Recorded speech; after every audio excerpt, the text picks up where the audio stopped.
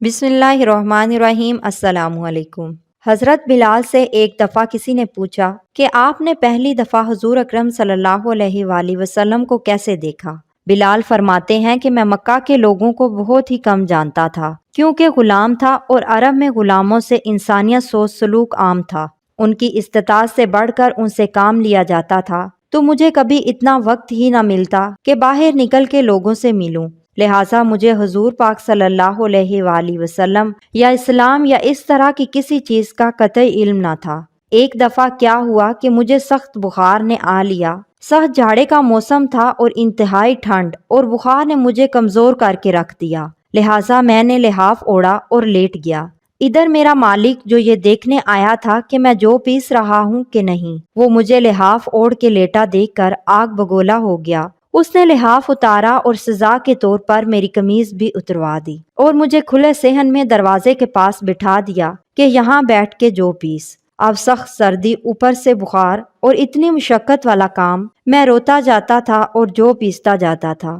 کچھ ہی دیر میں دروازے پہ دستک ہوئی۔ میں نے اندر آنے کی اجازت دی تو ایک نہایت پرنور چہرے والا شخص اندر داخل ہوا اور پوچھا کہ جوان کیوں روتے ہو؟ جواب میں نے کہا کہ جاؤ اپنا کام کرو، تمہیں اس سے کیا کہ میں جس وجہ سے بھی روؤں۔ یہاں پوچھنے والے بہت ہیں لیکن مداوع کوئی نہیں کرتا۔ قصہ مختصر کہ بلال نے حضور صلی اللہ علیہ وآلہ وسلم کو کافی سخت جملے کہے۔ حضور صلی اللہ علیہ وآلہ وسلم یہ جملے سن کے چل پڑے۔ جب چل پڑے تو بلال نے کہا کہ بس، میں نہ کہتا تھا کہ پوچھتے سب ہیں مداوع کوئی نہیں کرتا۔ حضور صلی اللہ علیہ وآلہ وسلم یہ سن کر بھی چلتے رہے۔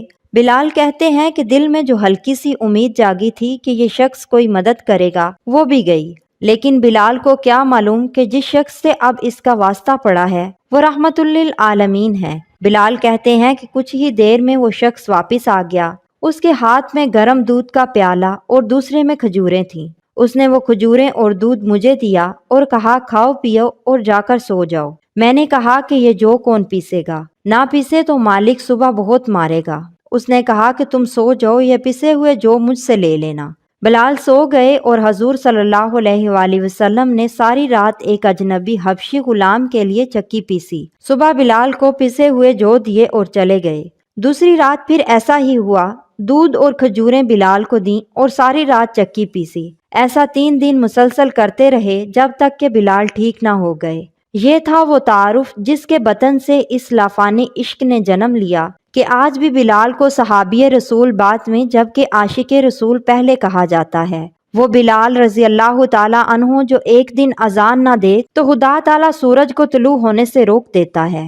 انہوں نے حضور کے وصال کے بعد اذان دینا بند کر دی، کیونکہ جب اذان میں اشہد ان محمد رسول اللہ تک پہنچتے تو حضور کی یاد میں ہجیاں بن جاتی تھیں اور زاروں کی طرح رونے لگتے۔ اثار اور اخوت کا یہ جذبہ اتنا طاقتور ہے۔